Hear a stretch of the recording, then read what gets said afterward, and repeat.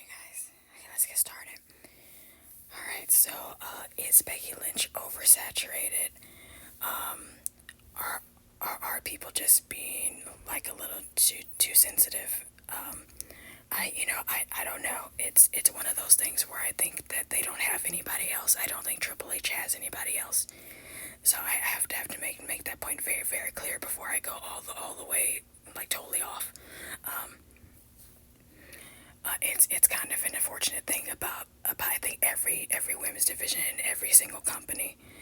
Like the women's division has never really been that strong to begin with. So they only have maybe two to four actually like wrestlers that's being seen on like a weekly daily basis. So I don't know. I guess well, Becky kind of had to come out of her little break that she was having, and to I guess to kind of fill that void that Rhea Ripley I guess has left, even though they probably should have given it to to Liv or maybe a brand new star. It doesn't make any sense to me why you just couldn't hand it over to Liv. Like that wouldn't have been a problem. But instead we gotta deal with Becky Lynch's ass now, and we're stuck up kind of the reign of terror. Either probably, I would say after the France pay-per-view, or it's gonna be maybe I think either when Rhea Ripley comes back and then she could battle out with maybe with like Liv Morgan, but you could have had Liv be the winner and then have Rhea come back and then SummerSlam or whenever the fuck she comes back, then you could have Rhea win the title back off of Liv. That would have made a lot more sense than to have Becky end up winning it again. If she was already on break, then let her be on her fucking break. Like otherwise, when the new contract is kind of coming her way, like she's gonna add more money onto that. And you're gonna have to pay her, too, because again, she's supposed to spend time with her husband and her fucking toddler, and you want her to come back because you don't have any star power. Like, get the fuck out of here. Like, no. So I think if you expect these women to work overtime, or whatever, then yeah, then I guess then they deserve to be paid more.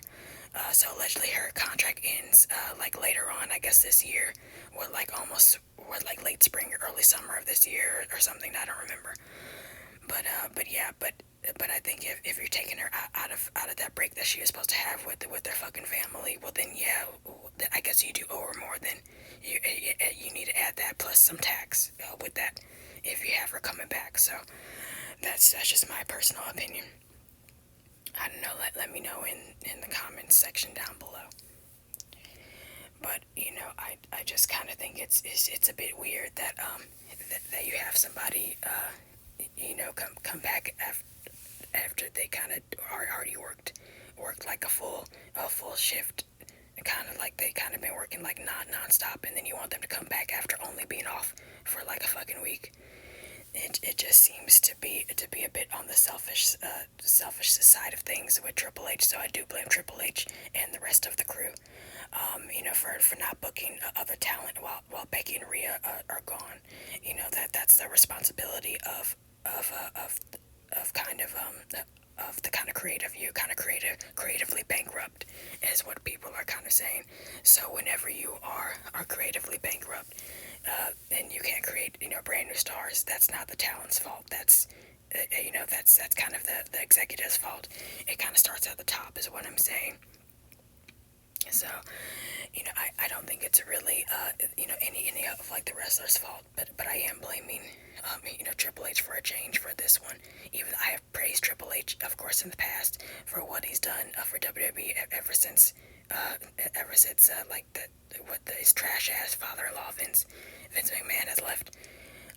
But I have to blame him for this one because he's not doing what he's supposed to be doing. To make sure that the women's division is better than ever. It's better than what it's supposed to be. And I have to kind of blame the writers for that one too. It kind of goes 50-50. I blame Triple H, but I kind of blame the writers too, for not actually doing their part to make sure that things kind of go off without a hitch. I think anytime when you pay attention more and more to the men than you do the women, and it's not of equal length or equal footing, and they're not treated as what equal to their male counterparts, then yeah, then you have a fucking problem. Okay, so yeah, I think that anytime when you have to like to crawl and beg for someone to come back to their job, when you know that they have their their month off or whatever the hell it was, then that's kind of a problem, because that's Triple H's fault for for not pushing who he's supposed to be pushing, for not making Liv the star that she's actually is supposed to be. So I am gonna have to blame them more so than I am the wrestlers.